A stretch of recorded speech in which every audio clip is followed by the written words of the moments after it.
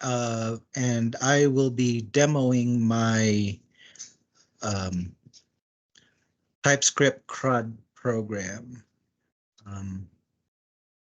Let me share my screen, that way it will show up here.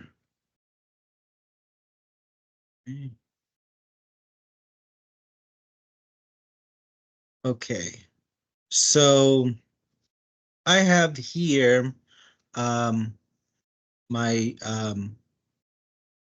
TypeScript program to do CRUD API. So I'm using Express and Zeta. So Zeta, you'll have to use that database. It's a free database. But it's nice because Zeta includes, you know, automatically creates some of the modules that you'll need to access this database. So on this one, it's a get, and when I this one, basically I just followed what was the video on YouTube that I found by James Quick. So this one's pretty much the same. The post, the put, and the delete, and then this is the one that starts the port, and I'm supplying it the port number over here. So there's a env file. If you're going to put the port number in there, it'll read it from there and use that. But in this one, I'm just using this number that's there. So this other one here, the get, this is mine. I built this myself, and I wanted, the product ID to, whenever I'm calling it, I want it to be the one displayed, because that's the one I'm going to use later on in my API client TypeScript program. So I'll be demoing that too. But on this this program, to demo it, we'll be using Rapid API. So I created these requests already. So let's just show what's in here. This one will display, because I was trying it before, so it just remembered it. Let me put a different number in here. When I do that, then it's going to be blank because it's not talking on that port. I think it's 3002. So if you search it or send it, then it's going to return all the records from that table. So all 20 of them. So there's this the one for the for posting. Posting creates a new table, or not table, new record in the database. And I'm just putting this in here. These are the required fields. These other ones, Zeta would add it itself, including the ID. This is when I tested it before. It's got this as the record ID, but that's not what's gonna be used when I run this. So I'm gonna run it. All right, so it's got a different record ID, and if you look at this, there's now the new record 99999. So let's update that one. So let's do a put request. And let's see, where is is it headers? Is it body? It's in the body. Okay. So in this one, I'm just gonna try to replace that value. Oh, and I need to replace this because it's no longer that. let's see. Let's get rid of that. I need to copy this new record number, or I could also get it from here. I could do that too. So this is the one we're going to copy, because that's one we're going to override. So back to the put. We're going to add that here. So the test product, we're going to modify our test me product. We're going to update that. I believe it's the product. Yep. So it's going to add updated to it. So when I click here, boom, it updated. And over here, it's now test me product updated.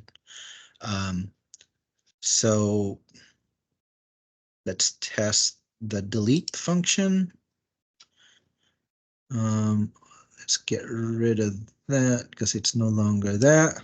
Let's paste the new one and delete that. And if you go in here, it's gone. It's now back to just 20 records. The 999 product ID is already gone. It removed it. So on this one, this is the one that I created. If you want the record, the product ID of port or 15, for example, you'll respond back. Here's the product ID of 15. It returned it. But like I said, it always returns this and the ID, all this, all that. It's a pain in the butt, but it always does it. So, and I think this is the one that's messing me up in my CRUD API program. But this is the demo for the CRUD server. So now I'm going to be demoing the other program that I built. And in this other one, to launch this, we're going to be putting in npm run start. Oh, sorry, npm run client. And it's going to launch this. There's a whole video on how to do this setup for the JSON and the TS config.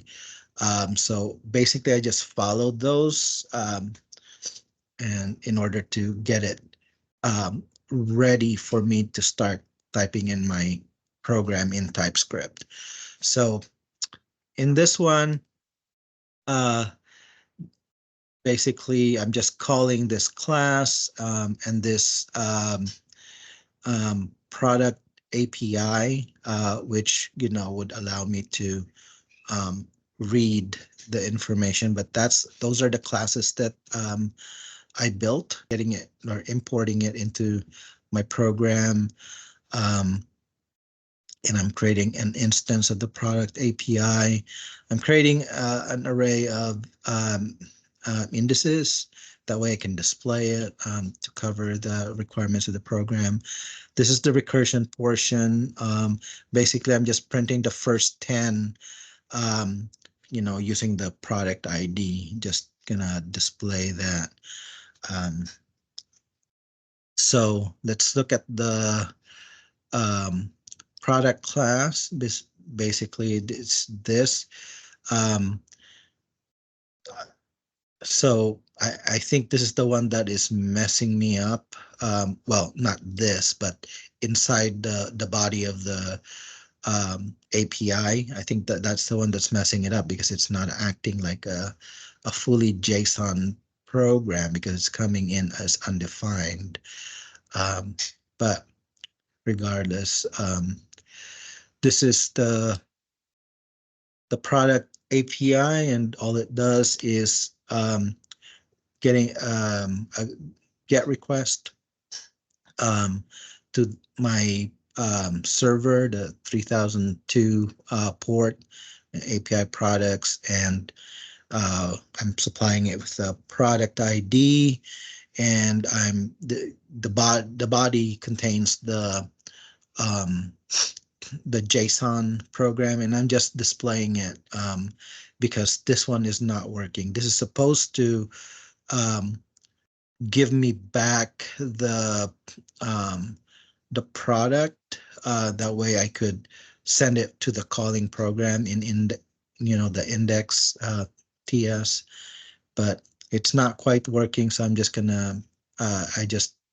um, didn't worry about it. I just commented it out. But basically, all I want to do is display it to the screen. And so that's the explanation of that program. Let's do npm run client.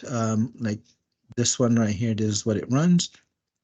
And this version of this program, so it launches that.